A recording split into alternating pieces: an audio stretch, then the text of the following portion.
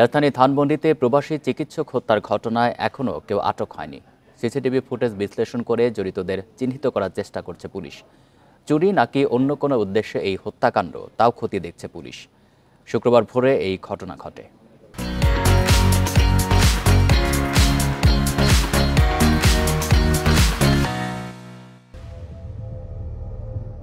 বৃহস্পতিবার দিন শেষে রাত 2:30টার ঘটনা।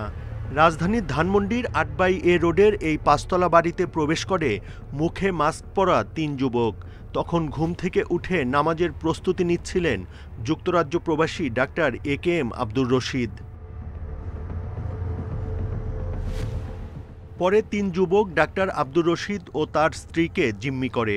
বাধা দিলে আব্দুর রশিদকে কুপিয়ে গুরুতর আহত করে তারা। আঘাত করা হয় তার স্ত্রীকেও। না কয়জন ছিল না, আমি একটা ফিগার খালি দেখছি। আমি বলি না অন্ধকারে, আমি আরো মনে করছি সে এইখানে ঘুরতেছে, বাথরুমটা ভুল করছে। তারপরে দেখে আমার উপর ঝাঁপায় পড়লো। চিৎকার শুনে ভাড়াটিয়া ও পাশের বিল্ডিংয়ের লোকজন এগিয়ে এলে দ্রুত পালিয়ে যায় 3 যুবক। পরে গুরুতর আহত অবস্থায় আব্দুর রশিদকে হাসপাতালে নেওয়া হলে চিকিৎসক মৃত ঘোষণা করেন। লন্ডন প্রবাসী, ওনারা লন্ডনে যাওয়া আসা করেন সবসময়। এখন বোধহয় 10 কি 12 দিন আগে ওনারা বাংলাদেশে আসছিলেন লন্ডন থেকে। তো ওনারা এইখানেই থাকেন, হাজব্যান্ড ওয়াইফ। ওনারা দে আর কালচার্ড উইথ লন্ডন। ওনারা বাসায় কিছু রাখেন না, হয়তো হার্ডলি 5,000 টাকা রাখবেন, কিন্তু gold and everything will be in the bank locker. খবর পেয়ে শুক্রবার সকালে ঘটনার তদন্তে আসে হাজারীবাগ থানা পুলিশ। খুনের নানা আলামত ও সিসিটিভি ফুটেজ সংগ্রহ করে তারা। পুলিশের ধারণা চুরির উদ্দেশ্যে এই হত্যাকাণ্ড।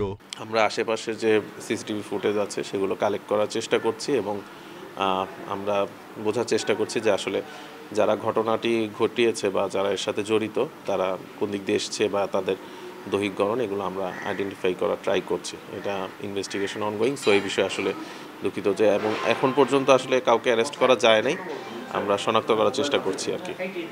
ডাক্তার আব্দুর রশিদের মরদেহ ময়নাতদন্তের জন্য ঢাকা মেডিকেলের মর্গে রাখা হয়েছে। Buddhadeb Kundu, independent news, Dhaka.